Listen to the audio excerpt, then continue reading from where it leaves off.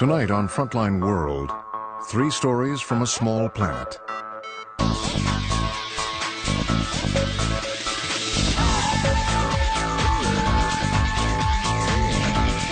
First, in Ghana.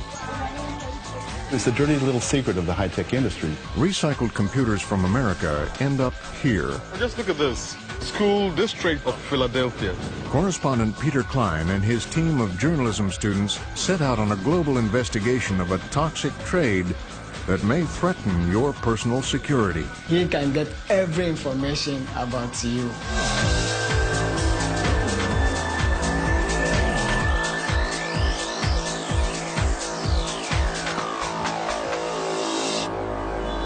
Next, in Egypt. The economic well-being of the youth is a national security issue. A competition turns students into entrepreneurs.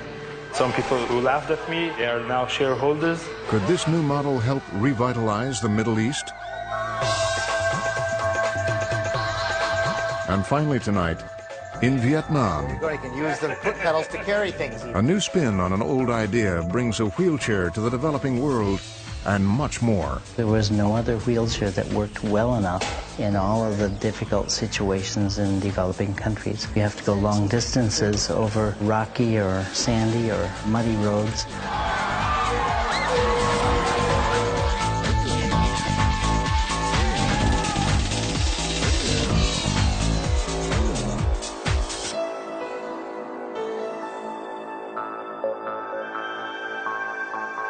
Frontline World is made possible by Shell, supporting freedom of the press. As you can see, people are gathering around. And the independent journalists. How do you respond to these charges? Who tell the stories of our times. And by the John D. and Catherine T. MacArthur Foundation, committed to building a more just, verdant, and peaceful world. The William and Flora Hewlett Foundation, and the Skoll Foundation.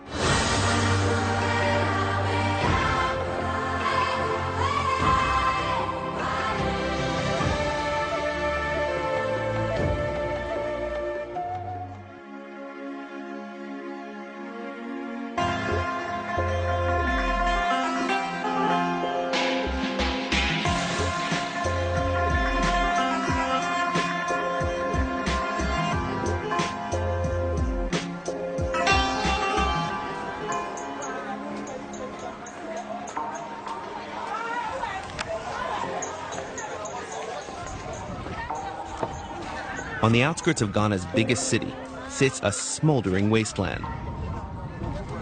A slum carved into the banks of the Korle Lagoon, one of the most polluted bodies of water on Earth. The locals call it Sodom and Gomorrah. A group of my graduate journalism students from the University of British Columbia have come as part of a global investigation. We're tracking a shadowy industry that's causing big problems here and around the world.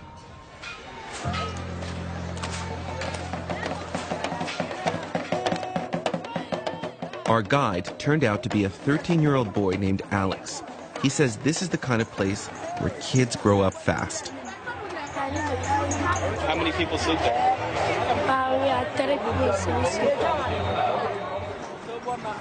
He offers to take us along on a short walk to work, across the Dead River, to a notorious area called Argbobloshi.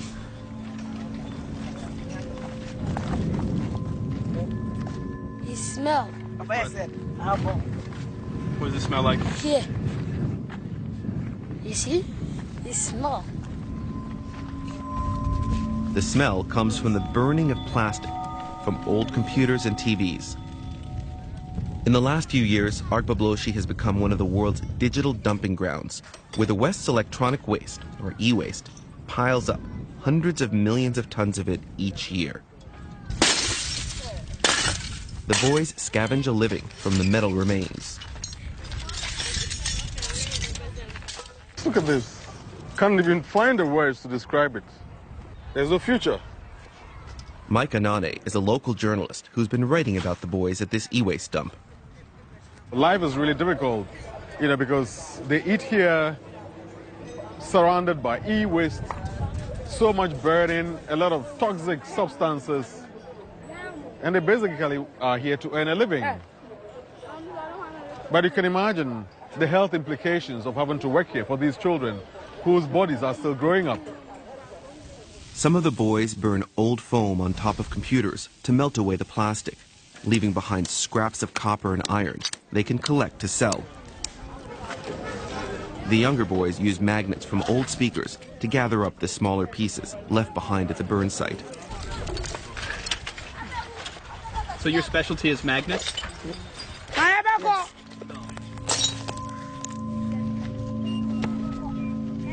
Even when the boys take a break, they're surrounded by this stuff.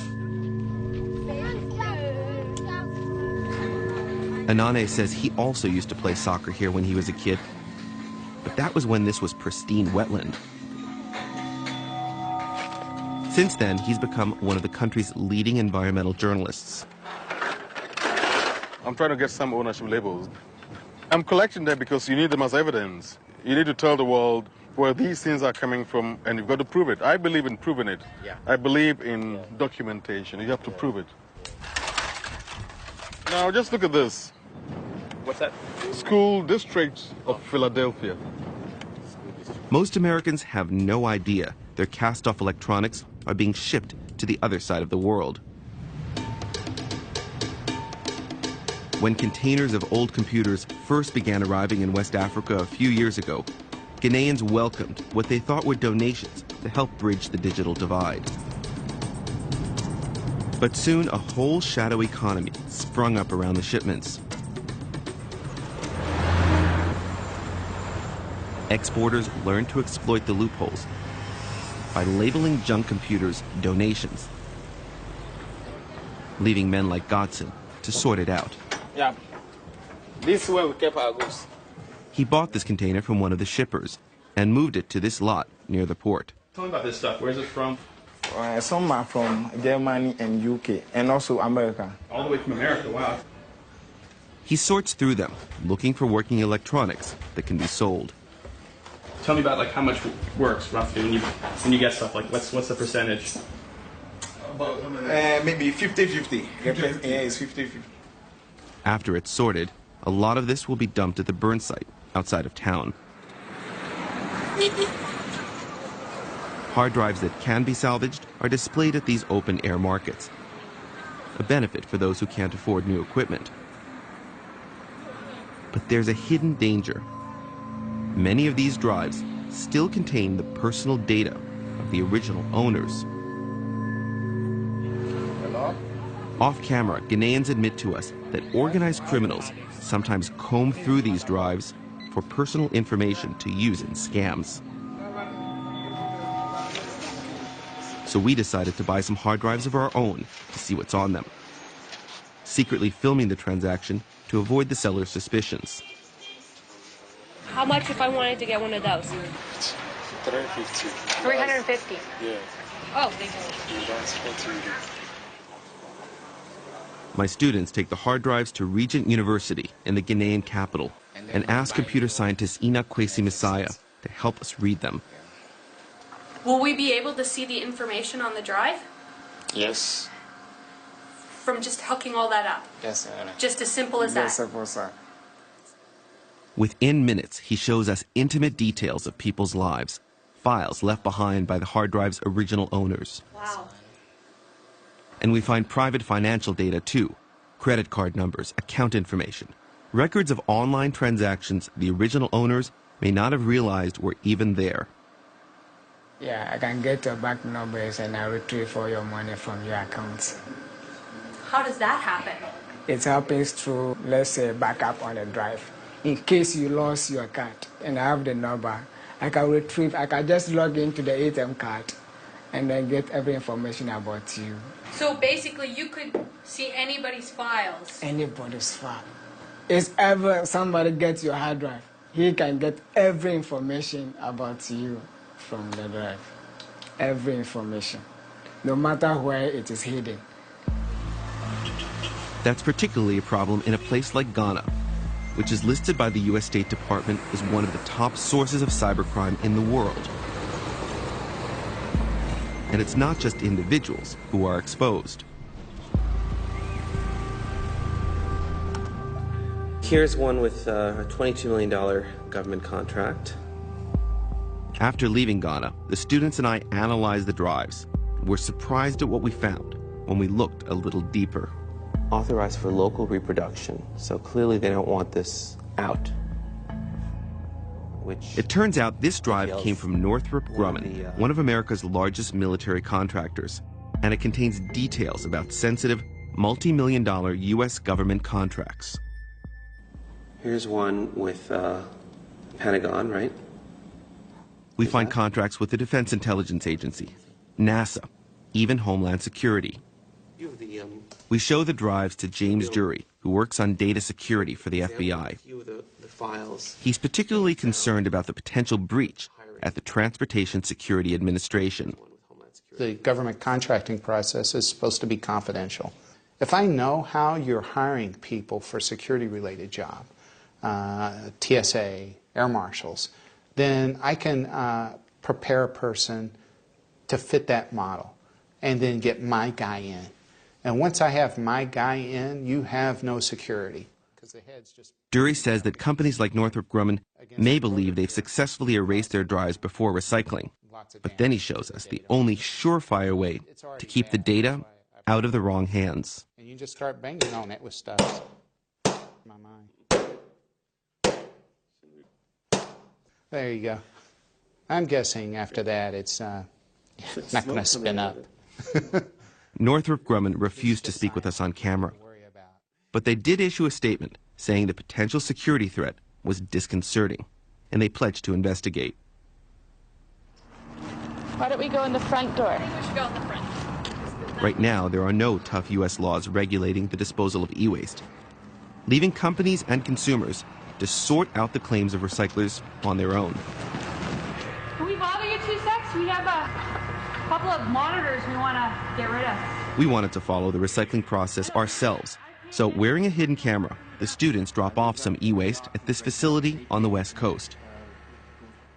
We're assured the e-waste will be disposed of safely and locally. And what they literally do is they dump it into a blast furnace, and it burns it all up, and all they get out of it is a bunch of ash and some of the precious metals.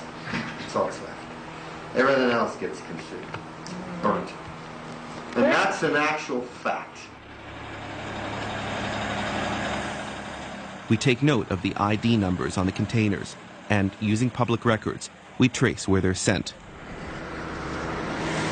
A few weeks later, our reporting lands us here, in the port of Hong Kong.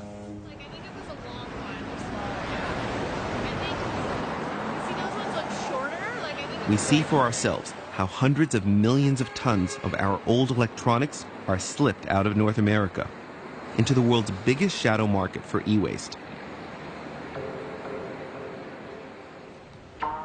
Just a few miles from the port, hidden behind 8-foot-high corrugated walls, we see mountains of computer monitors, printer cartridges from Georgia, relics of old video arcades. In China, e-waste has become big business.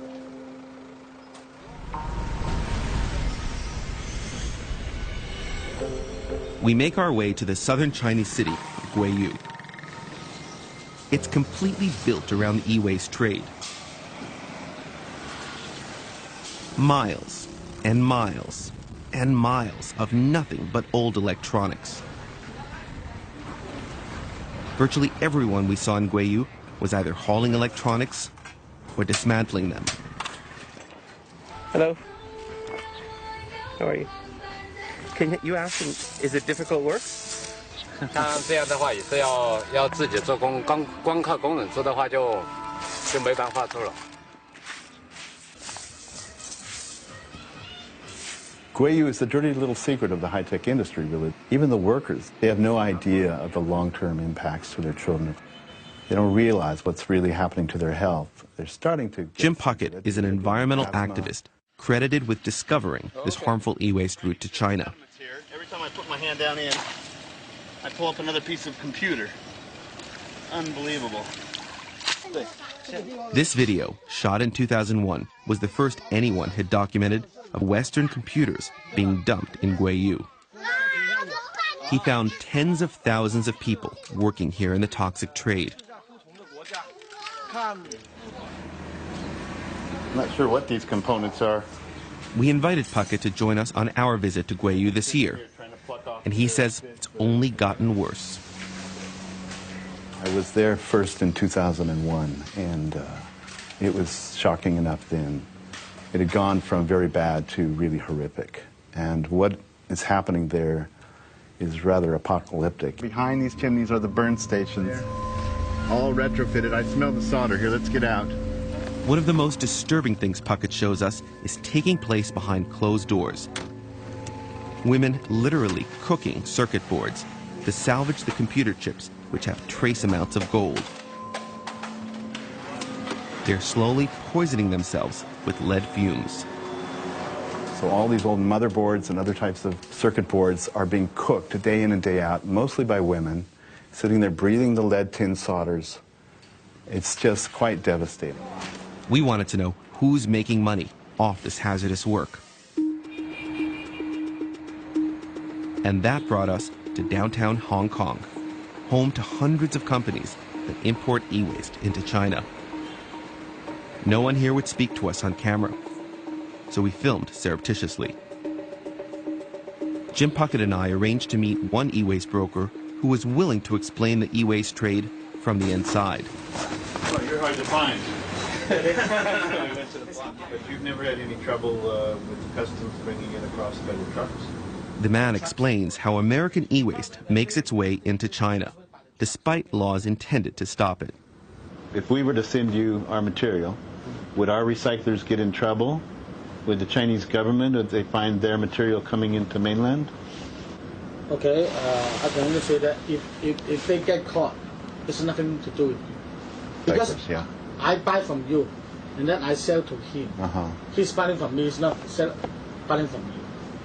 The man says since Hong Kong ships millions of containers to the U.S.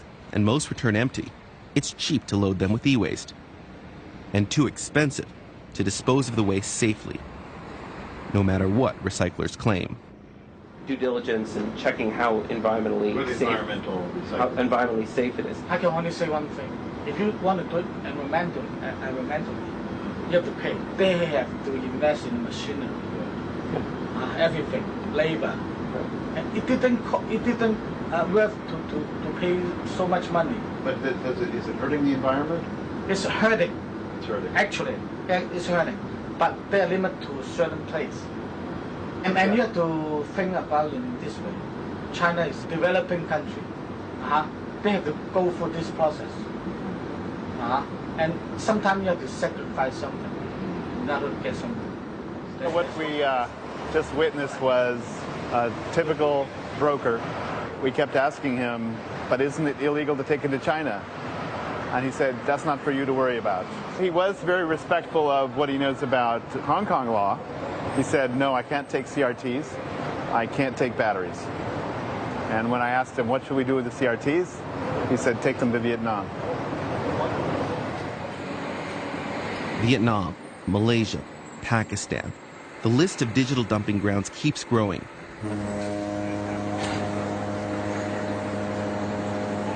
But we heard that one of the biggest importers of e-waste from the West is now trying to change.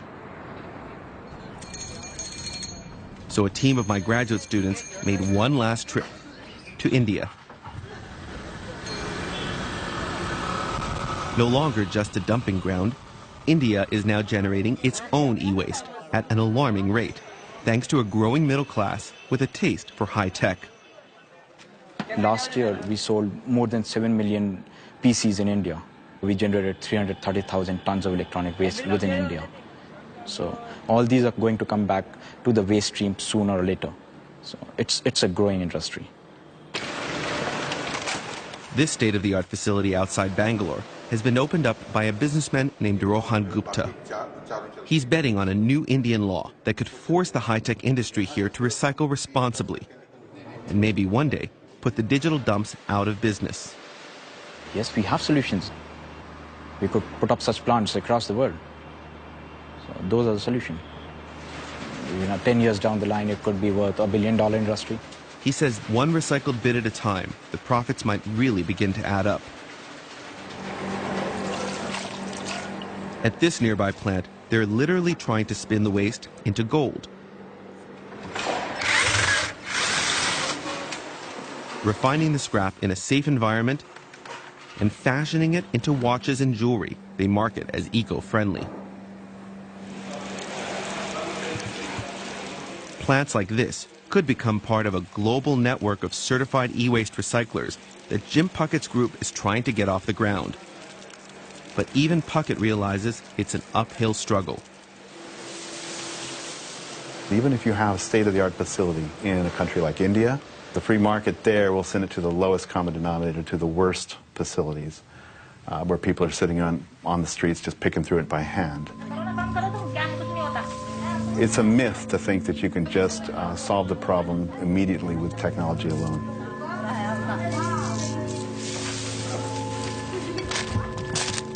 Before leaving India, the students find some telltale signs of back-alley e-waste work. A trail of stripped circuit boards. Which brings us to this locked courtyard. Inside, the toxic trade continues.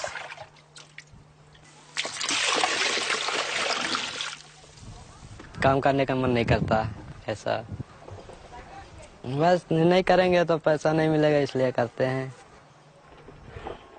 India may have banned these sulfuric acid baths, but it's hard to enforce. And for this 19-year-old and countless others around the world, the economics of e-waste won't be easily changed. Do his parents know what he's doing now? आपके mummy papa को पता है कि आप यहाँ काम कर रहे हैं? नहीं. क्यों? मैं बताया नहीं कि इस लाइन में काम करता हूँ. ऐसे मैं अपनी जिंदगी बर्बाद कर रहा हूँ, लेकिन मैं अपने बच्चों को थोड़ा जिंदगी बर्बाद करूँगा.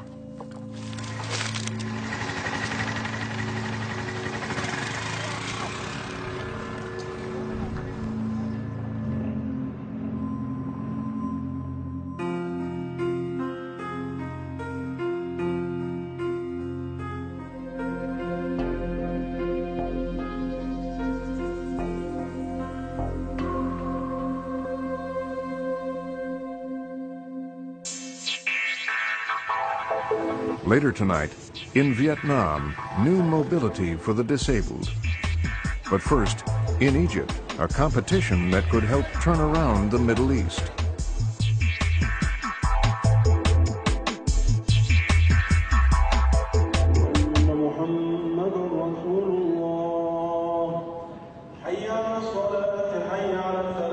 We think of Egypt as an ancient and timeless place. But today's Cairo is a city of young people, and it's growing fast. They're mostly under 30, and they're the new majority in Egypt. People here call them the waiting generation. They're having trouble finding a place in the country's stagnant economy, where on average there's a 5-year wait for a decent job, even for college graduates.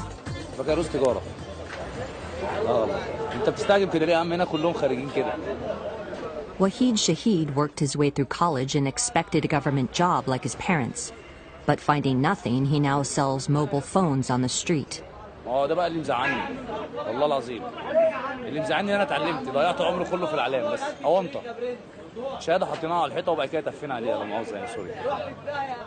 you have youth who are educated and unemployed, what will they do with their life? Either these youth become a burden on our economies or they become an engine for growth and prosperity. Soraya Salti is a Jordanian trying to turn Arab youth toward the world of business. She runs a nonprofit called Injaz, a spin-off of the American Junior Achievement Program. Thank students, thank judges. This office in Egypt is one of a dozen Injaz programs across the region. I feel it's too much because I feel that They're working to defuse a demographic time bomb. We want to catch them before they are unemployed, and we want to instill in them the entrepreneurial spirit and the entrepreneurial skill set so that they can create their employment opportunity. We want to create excitement, and what's the best thing to do more than create a competition for entrepreneurs? This is the centerpiece of the INJAZ program, the annual Battle for the Best Student Company. Teams from across Cairo go head-to-head to create the most innovative and profitable business.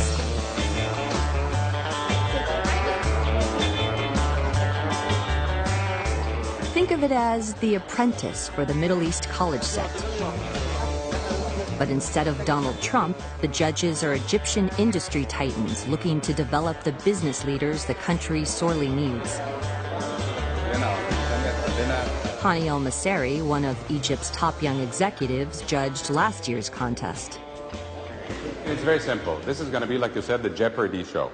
Or in Arabic and English, Man Sarabah al-Milyon, who wants to be a millionaire. But this year, he's decided to enter the fray and mentor his own team. I am a no-nonsense guy. I'm here to win. I'm not here to have fun. I'm not here to become number 2 or number 3. We're here to be number 1 in everything we do. Hani's advising a group of engineering students from one of Egypt's top universities.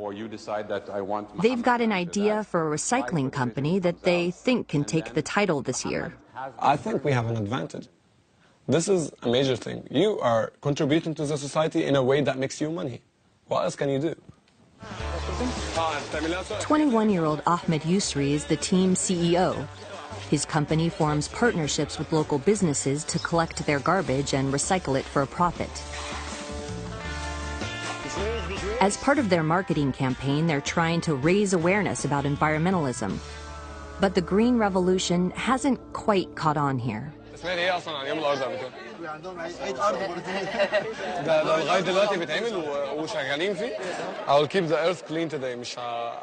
Since joining INJAZ, Ahmed's become consumed with his new passion for business, even when he gets together with friends at a weekend barbecue.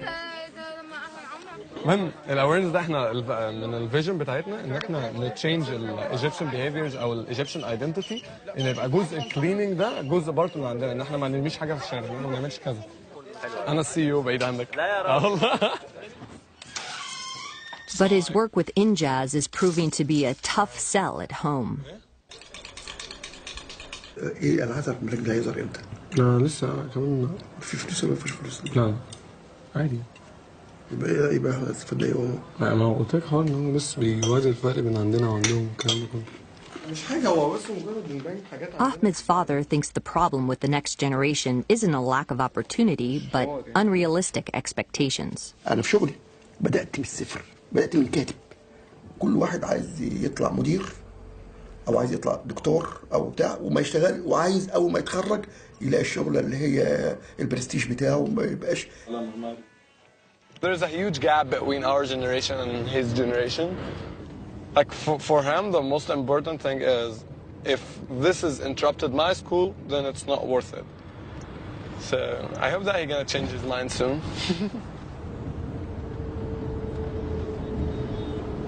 8 other teams are working around Cairo to win the INJAZ competition, but they have no idea what their rivals are up to. You're in a fight without knowing who are you fighting. You're fighting in the dark.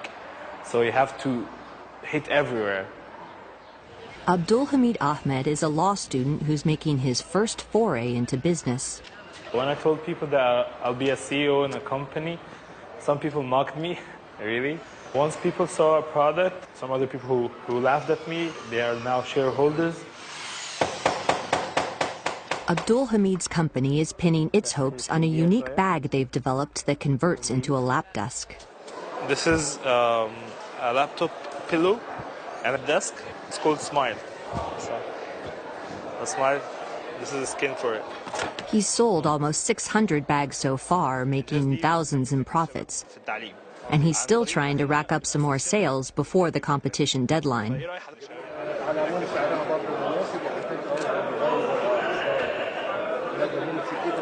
On day 1 of starting the company course, I've bought like 15 books in business management, body language, presentation skills, how to organize everything. I could give you titles if you want.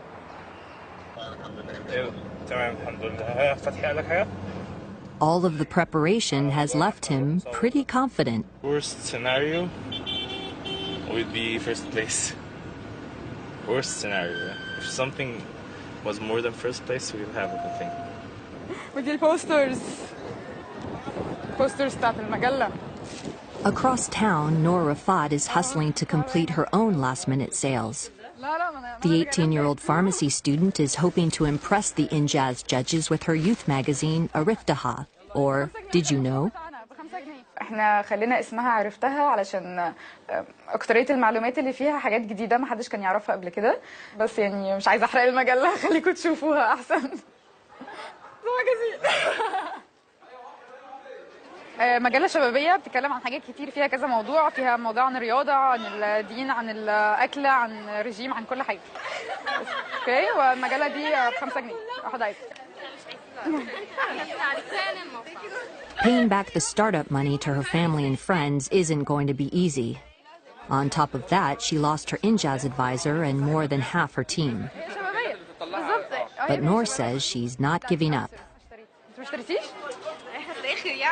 برضه لازم نشجع. أنا ممكن أشتري كل ساعة واحدة عادي. She's got just 48 hours left to turn a profit. هو لحد دلوقتي أنا مش حاسة إن إحنا ريدي خالص، لأن إحنا يعني حاسة إن إحنا لسه كلنا نيرفس وحاسين إن بنبيع يعني. هو صحيح يعني مش بنبيع كتير بس ادينا بنبيع. الحمد لله. Still, Noor says the experience she's gained in the Injaz competition is especially important. Women here suffer a rate of unemployment 4 times higher than men. So another critical part of the Injaz mission is reaching girls early. Soraya tells me they come into schools like this one to connect with girls before they become discouraged. They just give up. They decide that I don't even want to be part of this workforce. And 40% of them becoming housewives just from the start. خلاص, there's no place for me.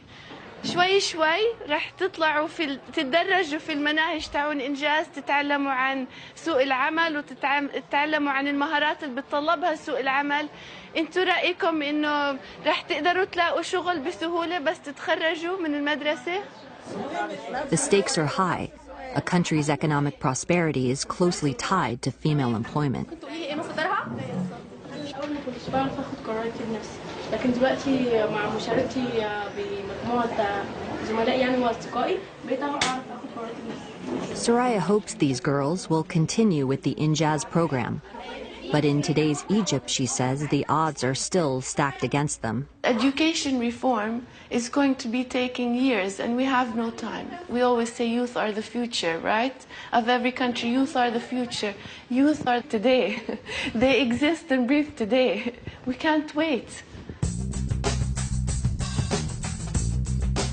It's the night before the competition, and all 3 Injaz teams are scrambling to prepare. Wake up. To let the people know what you are actually doing. Abdul Hamid runs his team like a military operation, planning everything down to the minute. He's not leaving anything to chance. الناس كلها ممكن تسال في اي حته، ممكن تلاقي واحد مثلا داخل حمام سوري في تشبيه يعني ودخل لقى جادج جنبه. Abdul Hamid plans to drill his team late into the night. روان انت لخبطتي لخبطه رهيبه. Meanwhile, Ahmed rehearses his presentation in English. Ladies and gentlemen, welcome to our first show tonight. The teams modeled it after a game show. Always to introduce what you're about to do. There's no harm in over-communicating ever. Ahmed's intent on getting his message right. He'll only have one chance with the judges. But back home, he still doesn't know how to win over his father. قاعد يومين ما ينامش. طول الليل عمال بيحضر وانا بتابعه على فكره، بشوف ايه بيعمل ايه وبتاع عشان اتاكد. خلاص؟ عارف والله هحاول ما اتاخرش بس والله عشان اخر يوم خالص والله. Ahmed has an unusual strategy to prepare for tomorrow. I think sometimes I look better without hair, and I just want tomorrow to be like perfect and everything. It's past midnight and Noor is just coming home. بكرة ده دلوقتي أهم يوم في حياتي. حاسة بإيه؟ أنا حاسة إن أنا خايفة قوي. إن شاء الله ناخد مركز بقى أول تاني، بس مش بعد كده بقى يعني إحنا تعبنا قوي.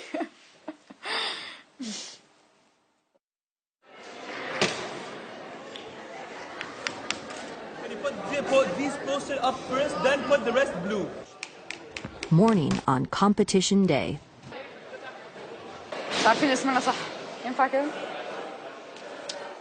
After weeks of careful preparation, it all comes down to the next few hours. I can't wait to see what the student companies are all about this year. For the first time, all 9 teams can size up their rivals. أنا عاجبني بتوع ريسايكلينج. حاساهم بيعملوا حاجة حلوة يعني.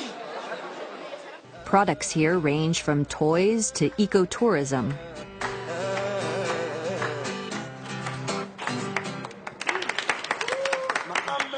Surprisingly, after all the detailed planning, Abdul Hamid's team is nowhere to be found. إزاي تأخروا كده هم في رحلة ولا إيه؟ As the other teams put the finishing touches on their displays, Abdul Hamid finally arrives, having overlooked one crucial detail: parking in downtown Cairo. Only the thing that we haven't thought of was the parking area. Yeah. كل البنين تتنفخ. 5 دقايق بالظبط البلايين. اطلع يا جماعة، اطلع يا جماعة، اطلع يا جماعة.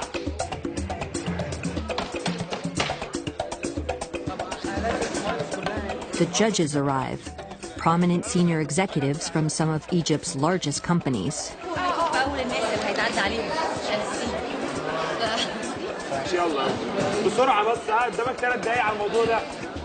Abdul Hamid says he wonders if one slip-up will cost him the title. Give me C! Give me B! Who are we?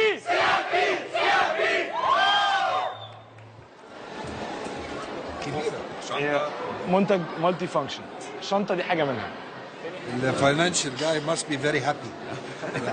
عاملين profits كبيرة. The judges are not just looking at the bottom line, but also for quick thinking and innovative ideas, and the drive to help build Egypt's new business class. احنا ليه عملنا كده؟ لأن الفيجن بتاعتنا أصلاً إن احنا عايزين نوصل للشباب وعندنا مسجز نوصلها لهم. احنا لما نتفرج It's great when you see the female leading.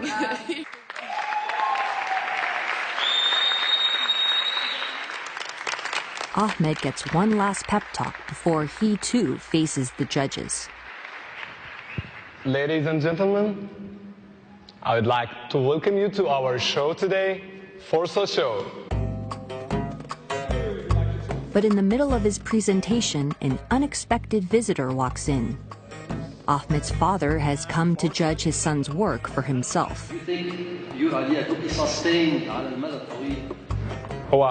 We do not only recycle, we work on the complete value chain, which is collecting, sorting, transporting, recycling, and producing. So we collect the whole chain.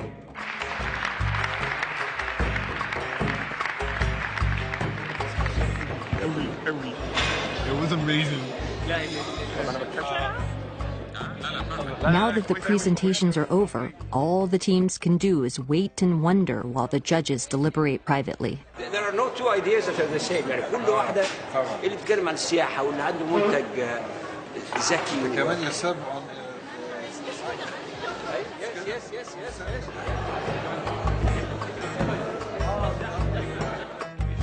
They must decide which business has the best chance of real-world success.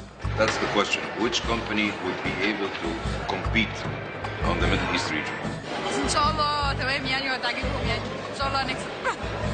يعني in terms of score أنا بالنسبة لي أنا يعني في فرق بسيط جدا اللي كنت بتكلم عليه. I'm pretty nervous because I just don't know what's gonna happen. Let's vote. We seem to all agree that.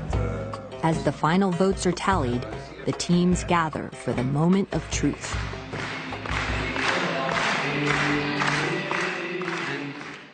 In the end, we feel that whereas we are all winners, there has to be, unfortunately, one winner هو اللي هيمثل مصر.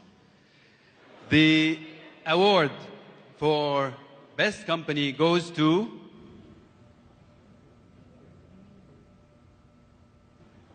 CMP.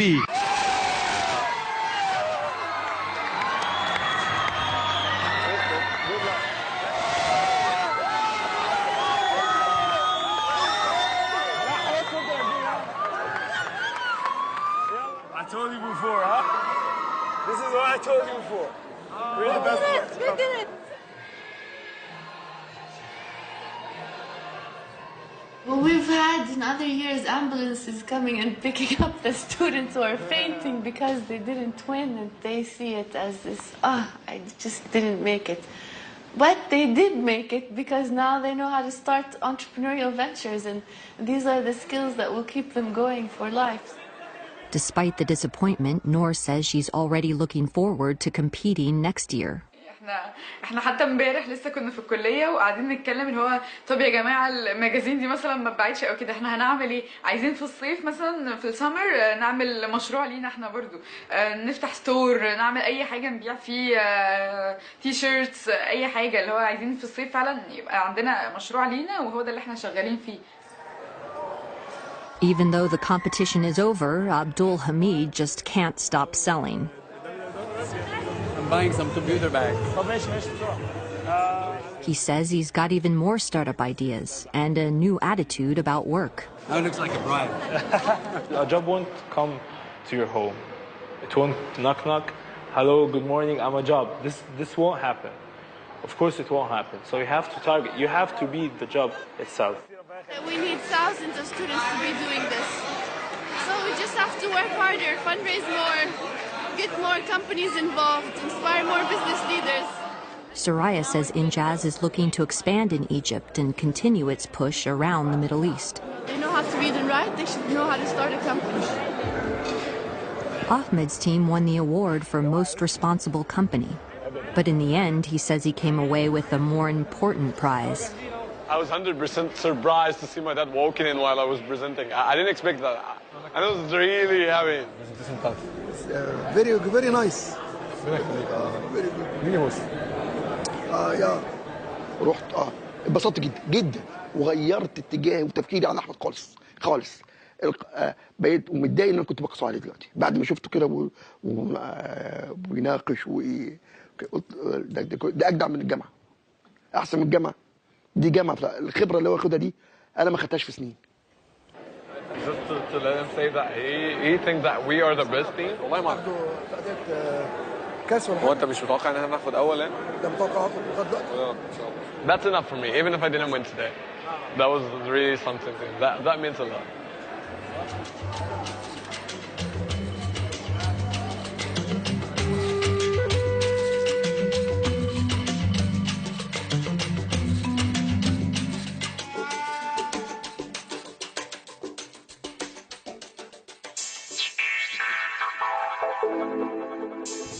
And finally tonight, in Vietnam, on the move in the developing world.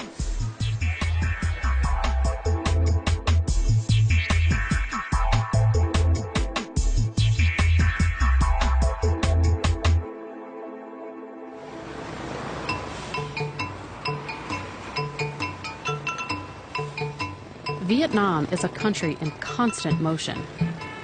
Without a good set of wheels, it's easy to get left behind.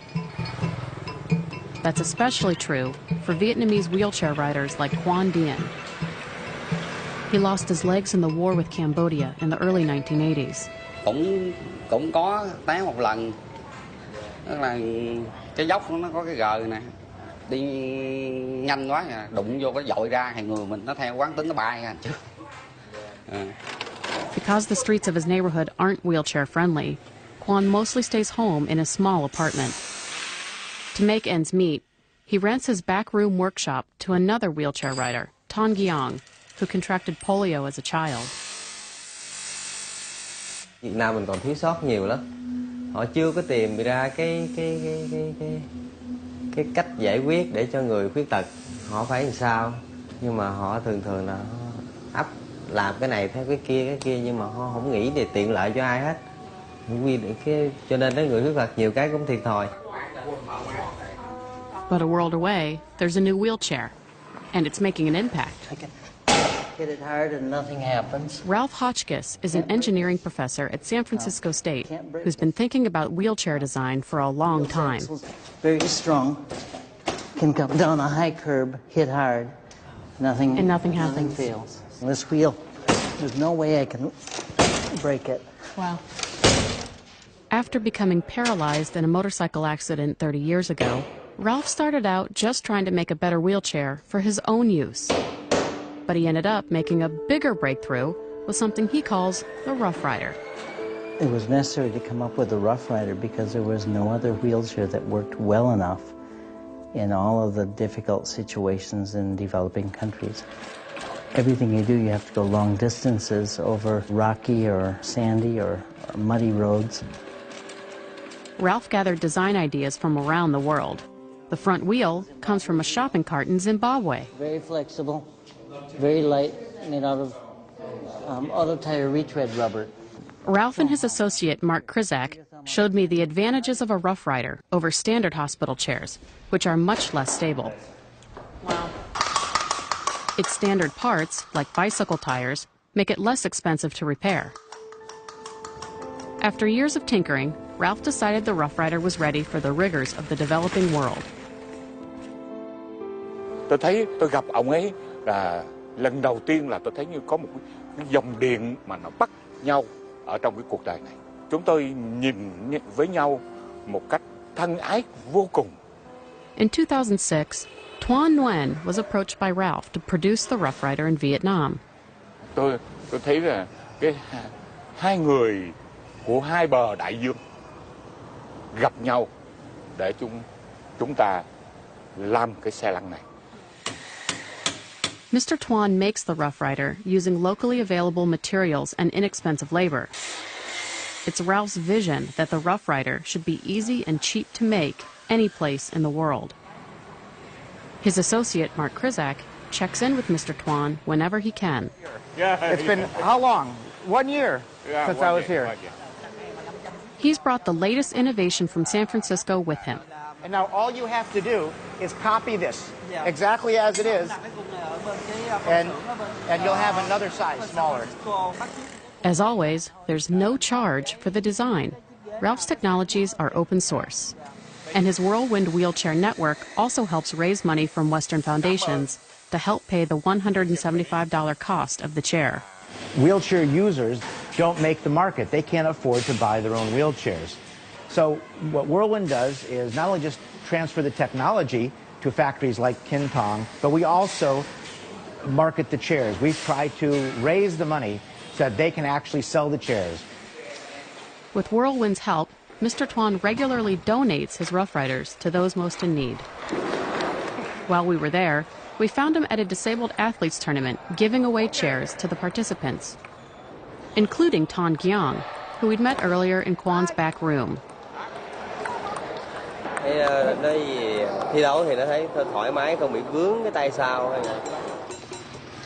After the game, Ton went for a ride through his neighborhood.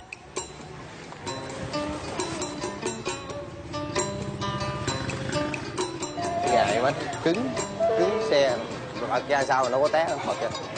Bật ra sao không sợ té, còn mấy xe kia bật cái nhõng ben thôi mà. Đấy cái gì? Thắng. Đấy khi nào chạy nhanh là thắng. Thắng lại mình gài cho đứng lại. Ton may be sold, but his friend and landlord Kwan has his doubts. Cái này đâu bằng đâu. Đi xe này thấy ngon không? Ngon, đi ngoài đường đã lắm, đi nhẹ, đi ngoài đường nhẹ. Kwan says his old chair suits him better. Bây giờ tôi lên cái xe này rất dễ. Dạ. Còn xe kia lên xuống không được. À anh thử rồi thì anh không thử lên rồi, xuống được. Xuống nó cái tay mình chống xuống dưới đất này thì lại mình nó không đủ lực. Yeah. The first rule of wheelchair provision is do no harm. You can give someone a wheelchair and it can be a very inappropriate wheelchair. It can be like, giving somebody a little sports car, even if it's the best Mercedes-Benz sports car in the world, and the person lives in Alaska in the wintertime, and they're never going to be able to use that. Mark heard about Kwan's concerns, so he decided to pay him a visit and brought Mr. Tuan along as well.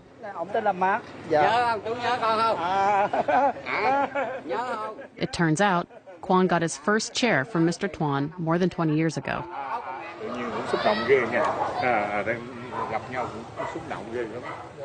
Kwan says the Rough Rider's footrests are of no use to him, but Mark explains that the chair is designed to be easily modified. So go ahead and use your tools and fix it. Let's do it. Let's do it right now. Within minutes, they've raised the footrest to create a step.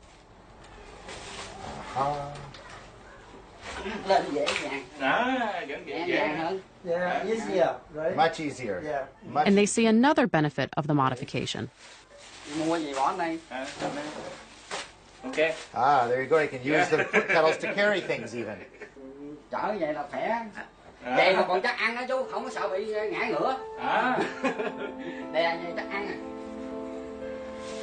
Quan decides to keep the chair after all.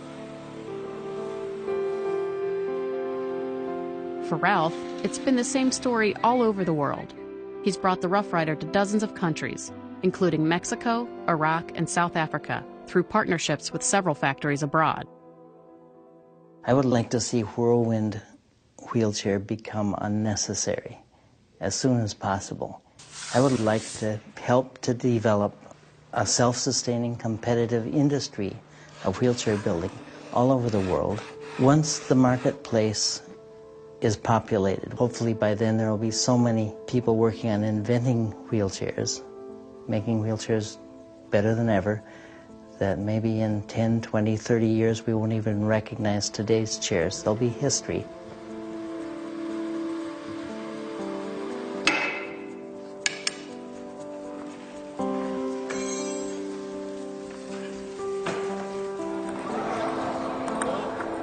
On the final day of the ping pong tournament, Mr. Tuan helps present awards to the athletes, many of whom are now using his chairs.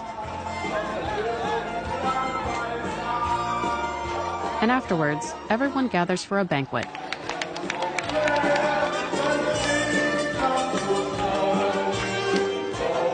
On this night, the Rough Rider seems to be the star of the show.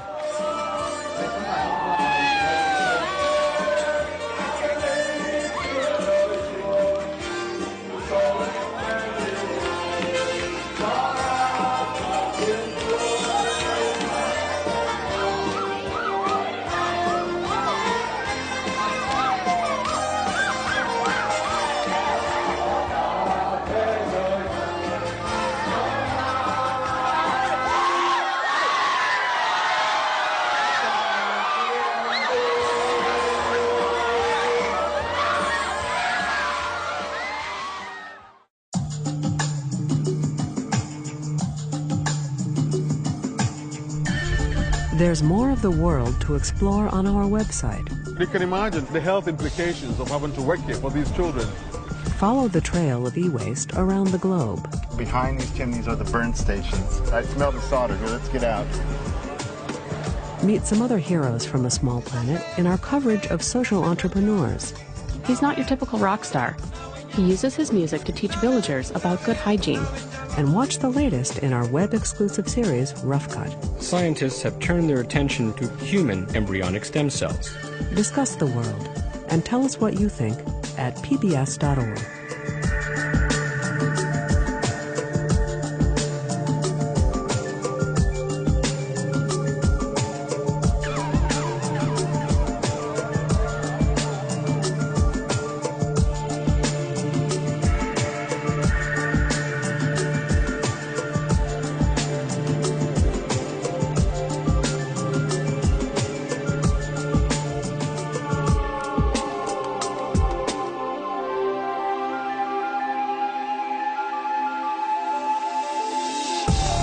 Frontline World's Digital Dumping Ground is available on DVD.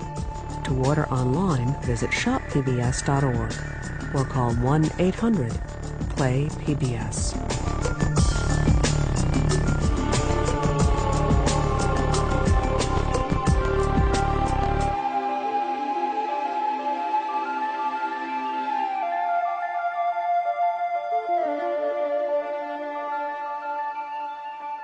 Frontline World is made possible by Shell, supporting freedom of the press.